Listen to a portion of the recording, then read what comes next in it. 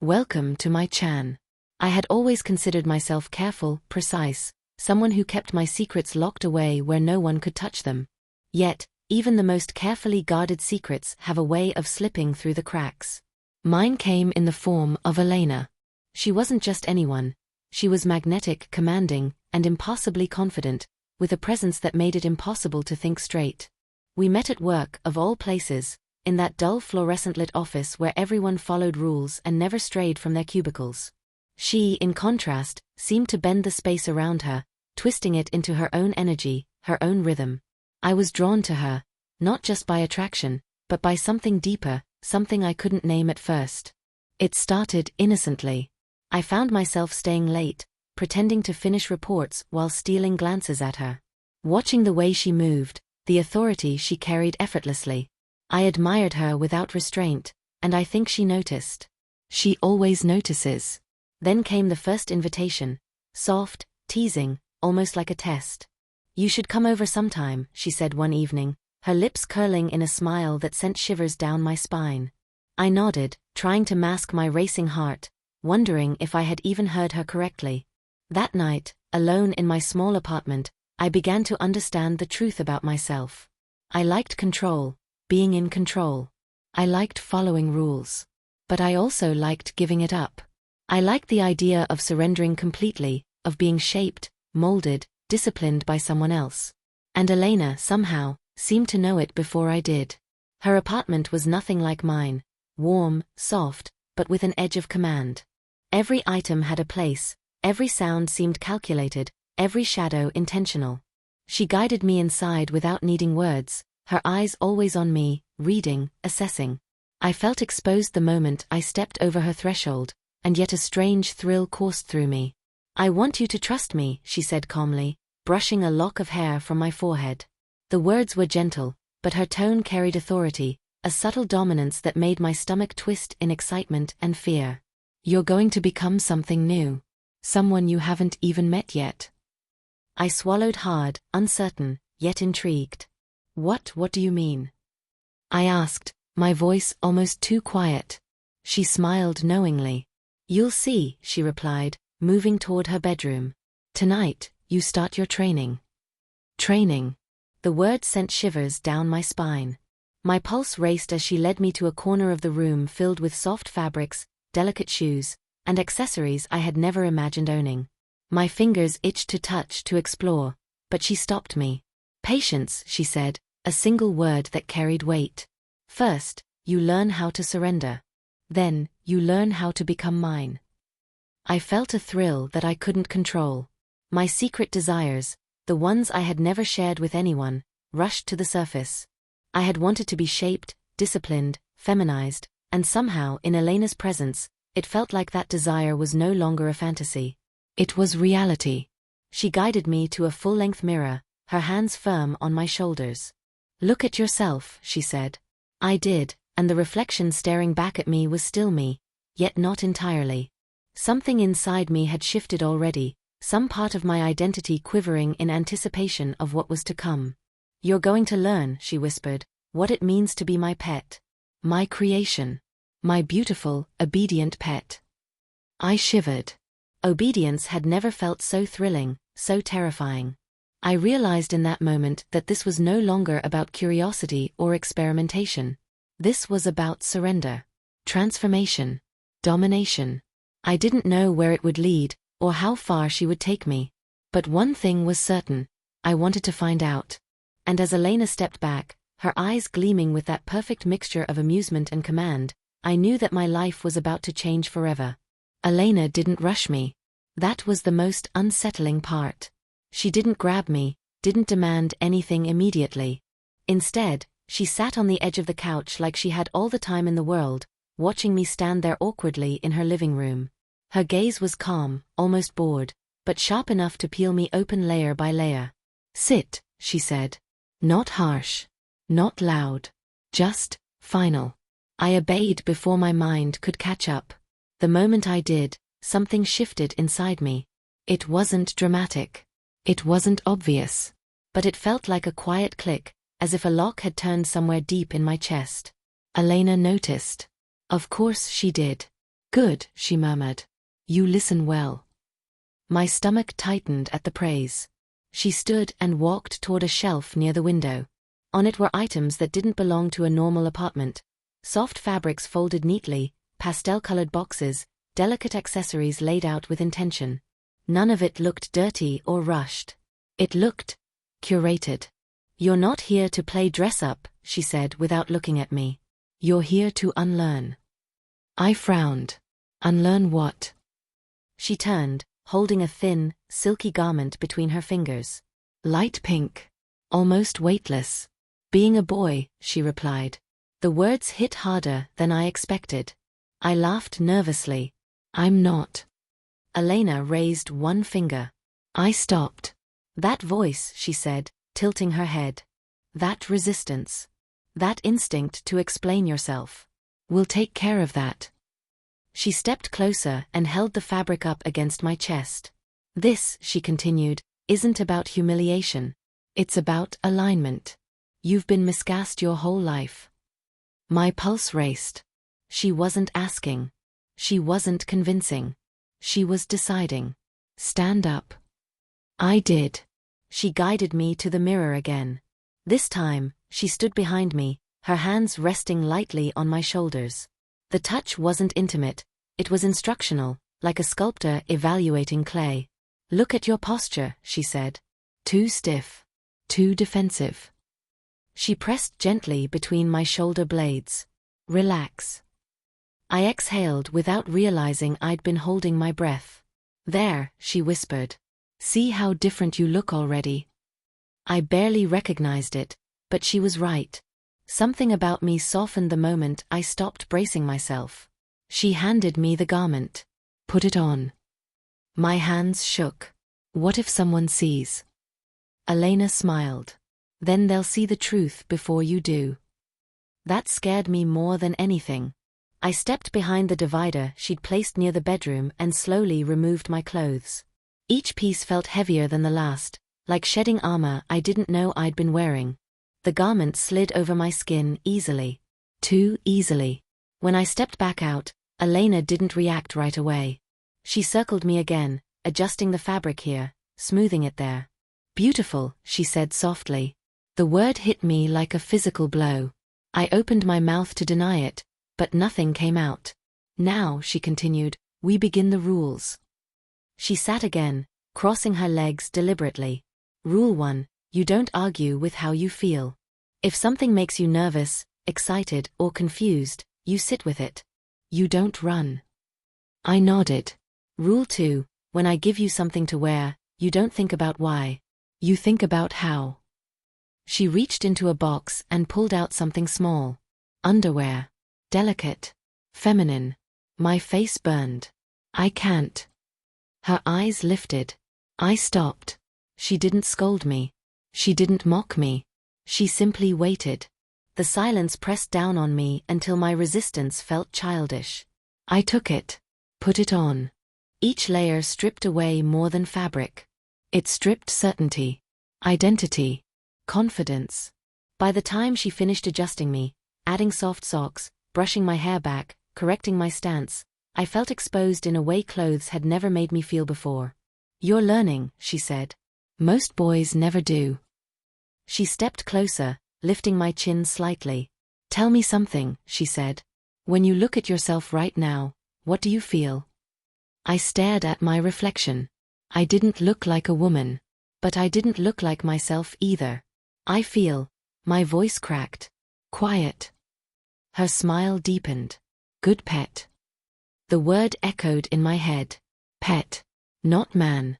Not boy. Something smaller. Something shaped. Something that belonged. She walked toward the door. I'm going to leave you like this for a while, she said casually. No phone. No distractions. Just you, and who you're becoming. The door closed. I sat there alone. Dressed differently. Standing differently. Breathing differently. And for the first time in my life, I wasn't wondering how to stop this. I was wondering how far it would go. The apartment had never felt so small. Every sound, the hum of the refrigerator, the distant traffic, the soft click of my socks on the hardwood, echoed like it belonged to someone else, someone watching. And in a sense, someone was. Elena's influence was already everywhere, even when she wasn't in the room. I tried to sit still on the couch, dressed in the delicate pink ensemble she had given me, soft socks hugging my feet, my hair brushed just so. But my hands wouldn't stay in my lap. They trembled. My chest tightened. I felt like a live wire, every nerve ending charged with fear and something else. Something I was too embarrassed to name, even to myself. Then I heard the click of the door. My pulse spiked. Elena stepped in. She wasn't smiling this time. Her presence didn't soothe. It commanded. She had a folder in one hand, her other resting lightly on her hip. Every step she took was deliberate, echoing authority. "You've done well so far," she said, her voice low, calm, almost hypnotic. "But it's time to test you." My stomach twisted. "Test me?" "Stand," she ordered. I obeyed immediately, heels planted in the socks, the skirt brushing lightly against my thighs. She circled me like a predator inspecting her prey. "You're learning how to obey," she said. "But obedience without control is meaningless." She stopped in front of me and lifted my chin. Her eyes bored into mine, sharp and deliberate. "From now on, your body is mine to direct." The words were simple, but their weight crushed me. My knees threatened to buckle. I wasn't just being feminized anymore, I was being reshaped, molded into something completely foreign and yet familiar in a way that made my pulse race. "Let's begin," she said. Elena instructed me to walk. Not just across the room, but to move exactly as she dictated. Heel first, sway just so, arms soft, fingers curved delicately. I stumbled at first, my legs trembling. She didn't scold. She corrected. "Again," she said. And again. Each repetition was exhausting, both physically and emotionally. My body began to obey before my mind could intervene. Each sway of my hips felt like a small surrender. My reflection in the mirror mocked me, a boy in socks and skirt, trying to look feminine under her scrutinizing gaze. "You're improving," she said finally, a small smirk tugging at her lips. "But there's still hesitation." She reached for a small box on the shelf. Inside, a delicate choker and a pair of thin silk gloves. "Wear them," she said. I hesitated. "You will," she added, tone sharper this time. "Or we stop here. And you learn to wait like a proper pet." I swallowed hard, then slid them on. The gloves fit like a second skin. The choker hugged my throat in a way that was intimate and terrifying. I felt exposed, fragile, and exhilarated. She stepped back. "Good. Now the next phase." Elena guided me to the full-length mirror. "Look at yourself," she said. "Really look." I did. And what I saw was not me.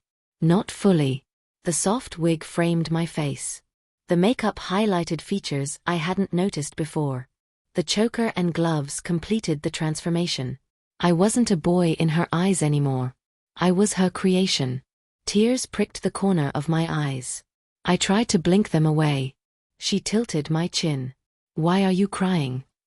I don't know," I whispered. "I feel small." "Good," she said softly.